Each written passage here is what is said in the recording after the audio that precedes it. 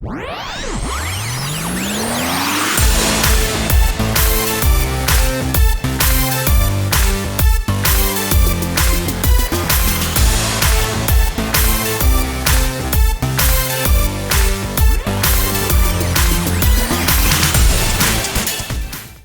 back to the channel, where fandom is ageless. I'm Sheila, she's Kimberly, and we are Forever Fangirls. And today, as of the day we are recording this, it marks the end of an era. Today is the final day of the Taylor Swift The Eras Tour, and we figured we would take this week's episode as a way of reflecting back on not only our experience at the concert, but from the perspective of someone who considers himself a Swiftie versus Me, not. Yes. So if you like content like this, make sure you hit the like and subscribe button so that you are notified when new content drops. So before we jump into our perspective, my wife and I agreed that we kind of needed to add some stats in order to kind of explain how massive this tour really was. So forgive me for reading off my little note sheet, but it's 149 shows, 152 if you include the 3 shows that were canceled in Vienna, 50 cities over 5 continents, 3.5 hours for each show. So that's 525 estimated hours. And that basically equates to performing 24 hours straight for 22 days. Like, how crazy is that? I can't even spend like 2 hours on a treadmill. And that's not even the length of one show. Like, I mean, she's fit. This coming from my wife, who also doesn't like to sit through a baseball game in extra innings because it was taking too long. Yes. But anyway. But neither here nor there. The concert industry publication Polestar estimates that the tour will gross $2 billion in revenue, which is the highest grossing tour in history. $7 billion economic impact in U.S. and Canada alone. Providing significant economic boost to smaller cities during the tour, like I don't know how to pronounce that. That's German. Gelsenkirchen. My wife does it better than I do. I don't know, maybe. And Cardiff. Yes. There is some analysis, though, however, that says that the profits aren't kind of trickling down to the actual people who are working the events, though. Yeah, but, you know, We'll have links to those articles in the description down below. Yeah. All right, so let's start with the Forever Fangirls experience. And we are going to be peppering this video with clips and pics from the event itself. And we definitely wanted to credit Bea and Serena because we're going to be using some of their footage for this. Now, let's start with how did we get tickets to a sold-out event? Bea called me up on the phone and said, I've got 2 tickets. Do you want to go? It's literally that simple. And I said yes before asking. I really did. I said yes. Did you? Yeah, I said yes. Wow. Okay. I said yes because I had wanted to go, but the horror stories of Ticketmaster and everything else, and then the sheer size of the concerts.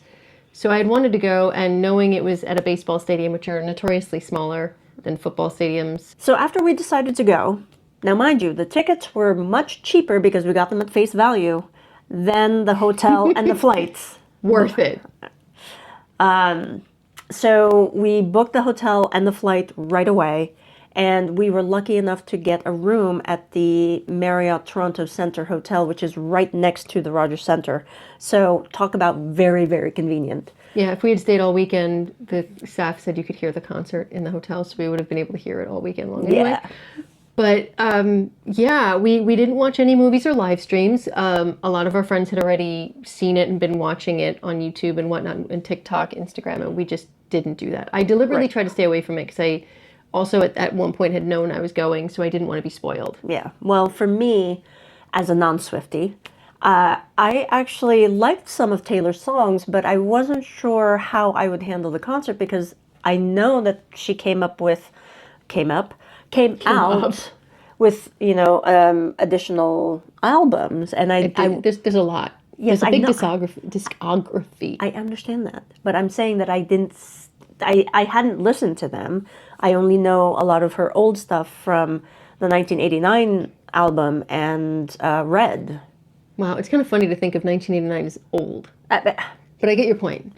Right? So I was a little apprehensive And I was excited and giggly because, again, it was a concert I had wanted to see, but also because, like, Reputation, 1989, the Lover album, those albums mean a lot to me. And I actually have memories of, doing home reno projects, listening to whatever new Taylor Swift album came out, my mom and I bouncing around, dancing and, fixing things. So I have emotional connection to a lot of the music. So I really was very, very excited, but I was, again, apprehensive because of the size. Yeah. So anyway, flash forward to the actual time that we're flying to Toronto, and we were surrounded with Swifties and on the flight in the airport. I mean, you saw a lot of people like with friendship bracelets, and they were, dressed in sparkly stuff. I mean, Sparkly stuff. Well, they were. I just have to point out that they were bejeweled. Yes, they were.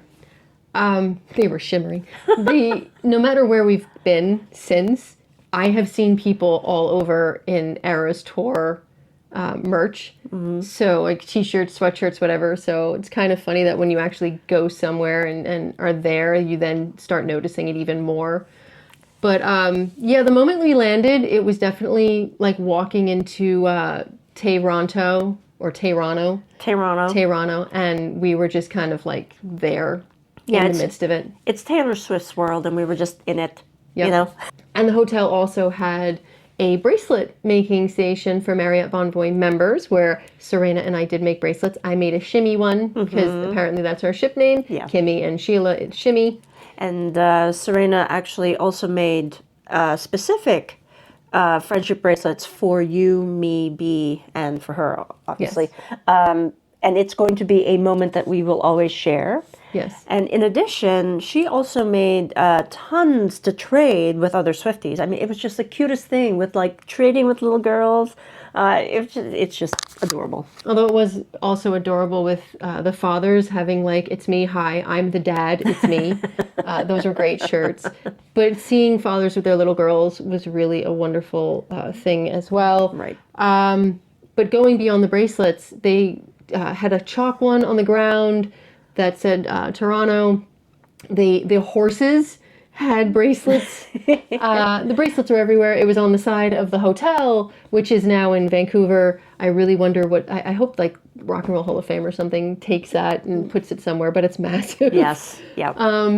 So, really and truly, it was just this community feel the moment you're off the plane. Right. Which is wild. Yeah. I mean, customs, they're like, why are you here? And I was like, Taylor. And they're like, have it to your time. Go. Yeah, enjoy the concert. Yeah. Fun. So that day, it was kind of a whirlwind because we were only there really for 3 days, 2 nights. And so we went to dinner, we met up with friends, and then we went to karaoke. So this is actually when I really started to get into, okay, I'm going to a Taylor Swift concert, because we were singing songs. We were singing our little hearts out, right? Well, you all were. I was groaning like a dead frog. No, you were not. But it was at the, I'm going to read it, forgive me, it's the Twilight Board Game Cafe and Bar. And we will link their Instagram below. Yeah, so it was a karaoke room, so we got to sing our little hearts out. And I appreciated that because we were singing a lot of Taylor Swift songs, which then introduced me to some of the songs that she did sing at the concert that I'd never heard before. Like All Too Well, which is now one of my favorite songs. She still cries every time she sings it. It's I true, though. do. It's true. I do. Oh my God. I want to get her a red scarf for Christmas just to see what she does. No. Just saying. We're not doing that. Anyway. But the concert was a complete blast, and I have to give credit to Toronto for how they ran it. We went night 1, and the security was beautiful. The lines moved. I mean, when I tell you it felt seamless, it felt seamless. Yes. The energy of the crowd, everybody singing. The excitement. Yeah. Like, everybody was just jumping, and it was infectious, right? You don't sit down for 3.5 hours, and I'm old. Yeah. My knees hurt. I'm not gonna deny it, but it was just, there's an energy and this ambiance of just being around all these people where at the very end of All Too Well, they kind of sing a bit of a cappella, and with their voices blending perfectly with the audience, it gives you chills, and I can't explain it, and it's something that does not come across on TV, no matter how much we really like a surround sound, unless you're in the movie theater with people. But even then, I don't know because I didn't see it in theaters. Yeah, it's different. And, you know, being at the venue, they will ramp it up, like having merchandise that's like shiny. Well, your soda was bejeweled when it got your Coke, and it really tasted sugary. Yes. And then when we were in line, I actually wanted to mention that they actually were giving out Moana bracelets. Moana 2 bracelets. Moana 2 bracelets. So I'm like, oh. Which was great. Yes. I mean, they also had Ricola. They're like, sing your hearts out, let Ricola protect your throat. Yeah. I mean, so it was great. But, you know, how does that compare to the movie? And just to give you a little bit of information on the film, and again, I'm going to read these, so forgive me. In late 2023, the Eras Tour movie was released to theaters where it grossed $260 million. The budget was only $15 million. It was shot during the strike, but Taylor met all the demands of the unions and signed an interim agreement. We're going to have links to that information in the description as well. Disney Plus got exclusive rights to it. So it is now streaming, and it was a concert she performed at SoFi Stadium, which is, I have not seen that stadium, but it looked gorgeous. Yes. But we did watch it for the first time December 6th because we deliberately... it was streaming, but we deliberately avoided it because we knew we were going to see the concert. And, you know, I've heard it was amazing in theaters so that everybody was singing along and whatnot. But again, I didn't get to experience that, so I can't compare that aspect. Right. But looking at the movie, it just... It felt different. It did feel different, and it's partly, I think, because the set list is different, right? This was before the Tortured Poets Department. TTPD. Yes, that. That was before all of the music was added into this version that we saw. Yeah. And I think that with the, I can't remember, it's for Folklore and Evermore. So those songs were closer together than they were in the first one. So I thought that it felt like it flowed. Yeah, the flow of everything seemed. It's fluid, yes. It seemed to be better, but I mean, we could be biased because we saw that live. Yeah. So I feel like that's nitpicky. Probably, but I mean, I do appreciate seeing the close-up angles. Yeah. Right. And then just seeing all of that. I also thought it was really cool how they brought the album titles up in the movie, which you know I liked. Yes. But yeah, other than that, I mean, the movie's just it's watching. We watched a concert at home. That did not stop us from dancing to Lover, because we started that as kind of like this little bit of a tradition at the concert where I was singing to her and danced a little bit. Yeah. So now we are watching live streams and still doing that. Yeah. So what's our verdict? Our verdict, I think it's an amazing show. Yes. We were, and I wish I was wealthier, we were toying with the idea of going to Vancouver because I really wanted to see it again. Yeah. I understood why people wanted to experience it again and again and again, because it feels different every time, because the audience is different, because the surprise songs are different. Yeah. And, you know, each experience is different because the people you're experiencing it with are different. I haven't experienced that in a concert before. Yeah. And I have to say that, yeah, we didn't see, like we mentioned, we didn't see any of the live streams or anything like that beforehand. And now, after the Toronto show, we haven't missed one. Yeah. And it's like... There's not that many, but I feel like, damn, man, I wish I'd been watching this the whole time. But the only thing I can compare the feeling of is when you go to see a Broadway show and you are so blown away that when they switch up the cast, you want to see how those new actors take those roles and run with them and how different it'll be. That's how I feel the Eras Tour is. Like, I want to see it again and again to see how the different audience and how different everything else. And that's why I love the live streams, because you see the energy and you can actually feel the energy. And I know it sounds weird, and forgive me if this sounds weird, but I actually feel the live streams are somewhat better than the movie. Well, because the energy is there. You hear it. Yeah, right? You hear it a little better. So we actually wanted to just credit Amir Shah, because his live stream is what we watching every night. And we'll have a link to his channel, so if you'd like to subscribe, he does amazing Taylor Swift stuff, which would be great. Yeah. And finally, like these last two shows that were live streamed, they actually showed a lot more camera people, both on stage and around the stage. Yeah. What's going on there? Yeah, we'll have to see what that means. But anyway. But it, overall, and on a personal note, it was probably one of the greatest experiences that I've had. My wife and I love to experience different things, and I thank you for being willing to try something new, because I do not like to try anything new, and she really does need to fight with me on it. And I thank you for going with me and enjoying and experiencing that with me. And massive thank you to B for even thinking of us to go, but also to Serena, and just making the experience something that we will absolutely never forget, and to Anumta, who set up all of the dinners and the rides, and you know, Suzanne, who came out to say hi. It was like hanging out with chosen family, and then going to a concert with 40,000 members of extended family that you like. Yeah, yeah. So I don't know how to explain that. Yeah, I actually will go back to what Taylor was saying at the concert, that her wish for us was that every time that we hear these songs now out in the open, that we would think about the concert and that experience and that memory. And it's true, every time I hear that now, and I've been listening to the actual Eras Tour playlist, that it's like I'm there again, and I'm reliving not just the concert, but the days that we were in Toronto. Yeah. And I think that I'm becoming a little bit of a bigger Taylor Swift fan. Not a Swiftie yet, but I'm starting to. I'm working on her.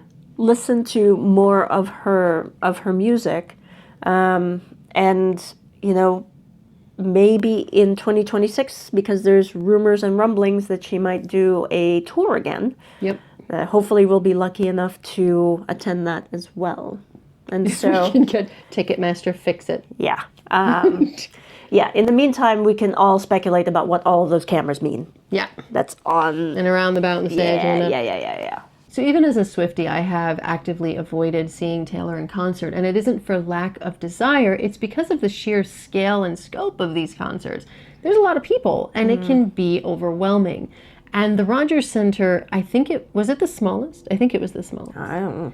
If it wasn't the smallest, it was one of the smaller venues that she was performing in. It still had a lot of people, and I did feel that overwhelm. And if not for B, Serena, and my lovely wife and my Loop earbuds, I don't know if I would have been able to enjoy this experience of a lifetime. And that is really kind of what this feels like. It feels like a concert that will never be repeated, if that makes sense. Yeah. Until the next concert.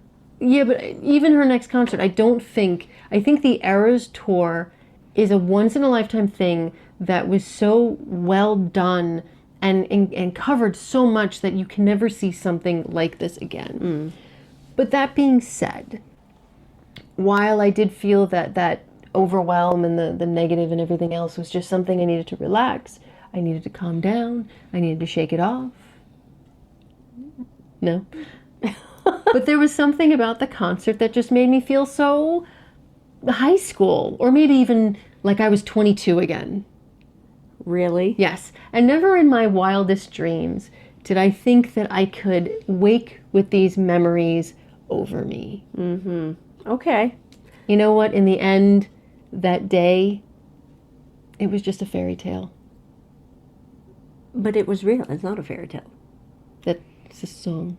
I know, but I'm countering because it happened. It was real. Phenomena. Anyway, that is going to be our show for today, folks. Did you see the concert in person? Did you see the movie? What do you think? What do you think's on the horizon? What do you think those cameras mean this weekend? New updated Eras movie? Documentary? So many things are on the table. So you just let us know in the comments below what you think is next. Yes. Otherwise, we're just all clowning around. Okay, so until then, stay safe, be kind, and remember, nothing is better than having shared experiences with your friends and family. So remember those moments and always take a chance to say that you had the best day with them. And don't you ever grow up. Aww.